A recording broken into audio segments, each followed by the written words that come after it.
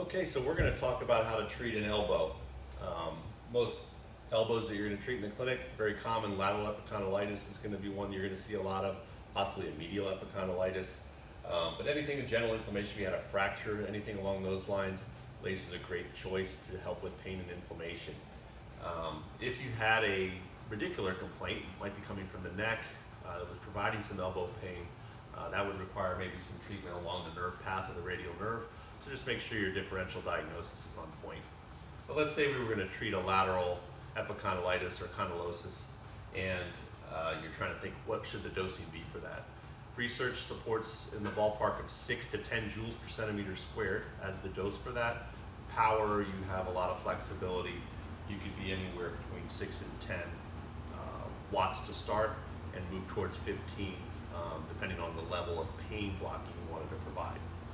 Generally, we recommend for more acute problems, you're going to be on the lower side of power and dose, and then as things are more chronic, you can have some freedom to use higher power and higher dosing to try to make the impact of those tissues respond a little quicker.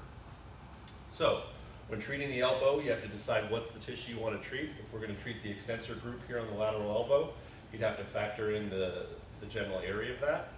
You take a claw grip of your hand, that's roughly 100 centimeters squared, or the size of a CD-ROM, and then you're going to map that out. In this case, since we're going to try to treat the proximal attachment as well as the muscle bellies in most cases, you're going to factor all of that area into your equation. So if we were going to treat, through this area, that would be roughly 200 centimeters squared for this patient. So for our perfect protocol,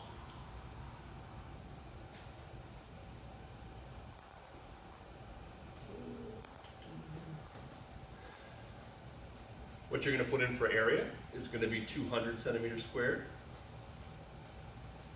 Under power, let's say this was the first treatment I was going to do, I would probably start around 10 watts of power. And then for dose, you could be in the ballpark of 6 to 10. If it was the first treatment, I would start on the lower side of that, so 6 joules per centimeter squared. Skin tone is moderate, and we're going to hit calculate. Treatment's going to take 2 minutes to deliver 1,200 joules of energy.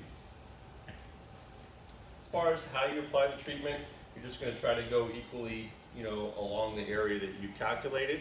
In this case, we're going to be using our massage ball. So we'll be able to do a little bit of soft tissue work, which is often a really nice thing to do for someone who's got a chronic lateral elbow pain. Patients generally like it. They'll feel some of the warmth as well. And then you're just going to cross hatch at a rate of about 1 to 3 centimeters per second for your pace. But generally, you're just going to try to spray paint. If you can imagine you had a rattle can, you're just trying to spray paint the tissue that you're treating.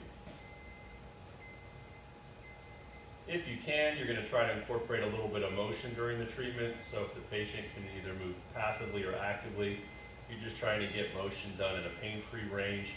But by doing so, you're exposing some different areas and different surfaces, which just allow light to get to different surfaces better.